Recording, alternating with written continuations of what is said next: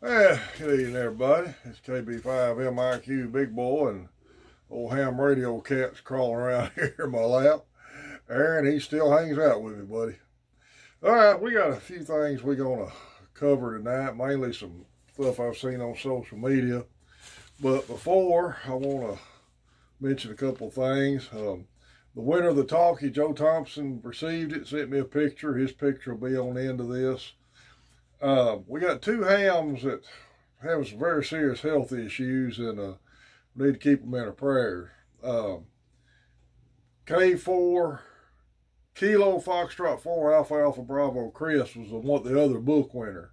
He sent me his picture. It'll be on here. He's having health issues, and also KV5 SIX Vern is having health issues. Both of them having pretty serious issues, so y'all keep in your prayers. We hope both of y'all get feeling better soon. And for all you ham radio operators out there, we sure hope y'all are doing better.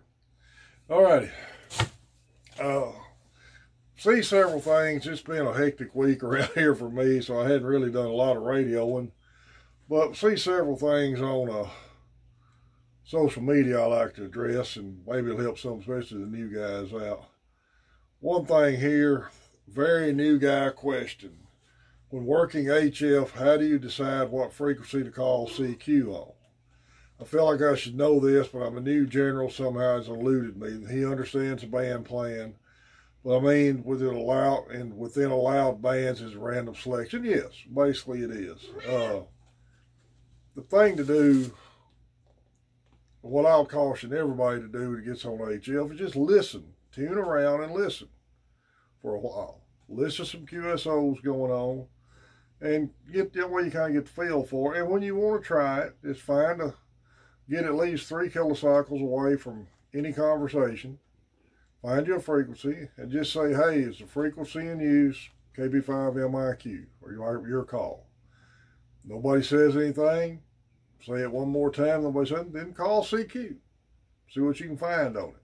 But just going to get your feet wet and get in it. Main thing is, even as an extra, which I am now at extra class, I always keep a band plan laying on my desk, because I can't remember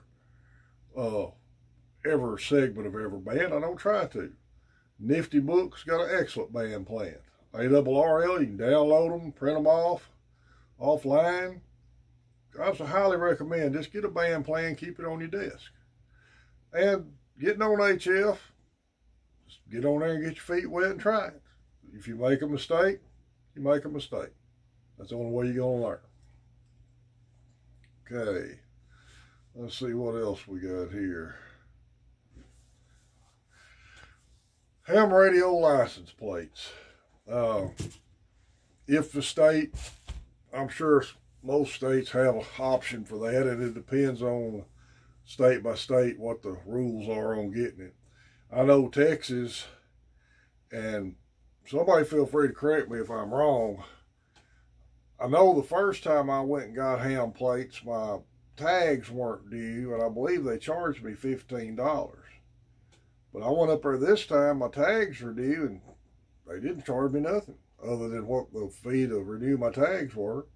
Changed the tags to my call sign, give me a paper tag, and about 2 weeks I got my tags in the mail. A lot of people asked about if that's a way to get ID'd, or somebody using it to follow your address, or thinking you got radios in your truck. Man, I don't know what to tell you on that. If you're going to have a radio in your truck, hey, hammer, all hush, cat. If you're going to have a radio in your truck, you don't have an antenna on it. So, I don't pay much attention to worrying about that. If somebody's going to break in, they're going to break in. I always just lock your truck, park it in a well-lit area. Try not to park it in areas you think is prone to be broke into. The ham call plates, just depend on personal choice whether you want them or not. They might come in handy if you're helping with an emergency and you pull up there and they know you're coming and they can identify you off your plates. That's a good thing to have. It's a good thing to promote the hobby. You may have somebody ask you, hey, what does that mean? And you can tell somebody about the hobby. So it's always, anything we can do to promote this hobby, I think is a good thing. So I think the ham call license plates are a good thing to do. Okay. I got into amateur radio last year. I've seen lots of ICOM, lots of Yaesu, some L-Craft, and of course lots of State Electronics, factory, what do you mean, Baofeng, whatever. I know ICOM and Yaesu are the big three, two of the big three. What happened to Kenwood? You know, supply chain's been horrible right now. I think MTC, I noticed his email blast, he's getting some Kenwoods back in stock. You're just going to have to work with what your budget is and what you're wanting to get. Who knows? I don't know what the answer is. There's one question, some response in here I didn't like. I wanted to mention it, but let's see if I can find it again. Any kind of radio will get you going good. Kenwoods make great radios. And people said that Kenwood's going to get out of HF for years. But they've been around it all my career, and I don't see them getting out of it anytime soon. It depends on the radio you want. Here, people talking about some different Kenwoods. And y'all know my term starter radio. Well, this is just as bad, in my opinion, entry-level HF radio. I don't agree with that term at all, because you don't know the budget. We all know how expensive HF is to get into, and you say somebody's bought a radio that you consider to be an entry level or a starter radio, and you tell them that, oh man, you need to upgrade your radio, that's just a starter radio, well, that's an entry level radio. You may make them sell out and get out of the hobby altogether. You say, man, I done spent $600 on this, and it's an entry-level radio? Man, I didn't realize this hobby is that expensive. Don't tell them that. Any HF radio will get them on sideband. That's, to me, the biggest fun part of the hobby. But had another one on here talking about techs and 10 meters. See if I can find that, because that aggravated the fire out of me. Yeah, I'm about to take my test next week. What radio would y'all recommend me get? Now, that's a loaded question right there, because you didn't say anything about what frequencies, bands you're wanting to do and all of that, or where you live, what your requirements are going to be. So I don't know how you would answer that type of radio. But there's all kinds of interest. Depending on what your interest is going to be into that, I'm trying to find this one answer that really aggravated me. Okay, yeah. Assuming you pass, which is kind of an arrogant response. It depends on where you want to go with the hobby and your interest are. That's understandable. Go within your budget, dual band or multi-band. And this is where I got out. At the tech level, you do get some HF, but in CW areas. That ain't right. You get voice privileges in 10 meters on HF, 28.3 to 28.5. And to me, that's one of the most fun bands we've got. And as a tech, that's what we all the time urging you guys to get on, find some way to get on 10 meters. Like right now, the bands are picking up every day.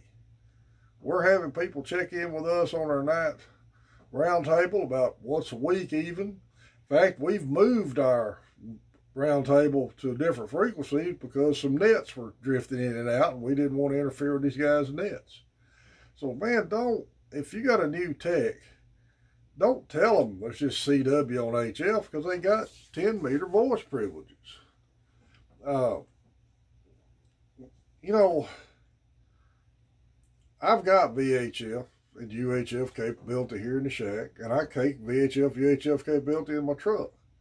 I use it more as a tool than something I'm really making contacts on, because there's just not much activity on them anymore. And if you live in an area as a tech, you can get a lot of activity on VHF, UHF. Hey, that's great. But consider trying to get the money together to get something on 10. And don't let anybody tell you not to buy a full HF rig, because you might be tempted to use it on other bands as a tech. That's the dumbest advice anybody could ever give somebody. If you can find a good used HF rig, get it. And that might give you some incentive to go ahead and study and get up to general or even extra. I was a novice and went to tech for first 15 years of my career with a full HF rig, and I never once considered talking out of band on it because I wasn't authorized. We take the test, we understand the rules, the regulations, but 10 meters is a lot of fun. Now, there's a lot of aspects of this hobby that I still think a lot of people ain't really researching. And there is so many things you can do. Even in my shack, I just kind of hit tip of the iceberg in the radio. I got FM, VHF, UHF capability, and single sideband capability, and HF, but I don't do any digital modes. And it depends on what everybody wants to do. I'll just give you a quick rundown of our 10-meter crew. I'm the oldest of the crew, but I haven't been licensed the longest. Jeff's been licensed the longest. Jeff got me into the hobby years ago. Jeff's always been an antenna builder, and we both did packet years ago, but basically we both just like to chase contacts and build our own antennas and things like that. Tim lives down below me, new tech, hadn't been licensed 6 months yet, but he's got into the building antennas. He gets on there with us. He's got a homemade 10-meter and 2-meter antenna. Cody, a general class, I believe, or I don't remember when he upgraded. He may be advanced and hadn't took extra yet, but he's into computers, into camping, doing remote location communications. There's all kinds of aspects of it. We got Adam. He does slow scan TV and FT8 and single sideband, and it checks into a lot of nets and stuff that a lot of us ain't big net checker in. But study the hobby, ask questions, and even if you want to ask them on social media, that's fine. That's one reason I try to promote books as much as I do. But do your research, ask your questions, and really screen the answers you get, to try to help you out. So if somebody says, if you don't do it this way, you're wrong, then you need to just forget that answer. But get on there and build some antennas and have some fun with this hobby, because that's what it's all about. All right, everybody, I kind of rambled enough there tonight. We got storms coming in. I don't know how much I'm even going to be able to get on the air next day or so. But I appreciate everybody who subscribed to the channel. Y'all remember Main Trading Company in Paris, Texas. Good place for ham radio gear, and he's getting his stock back up. I was up there the other day, and he's getting in stock, and his email blast this week says he's got Kenwood's getting back in stock.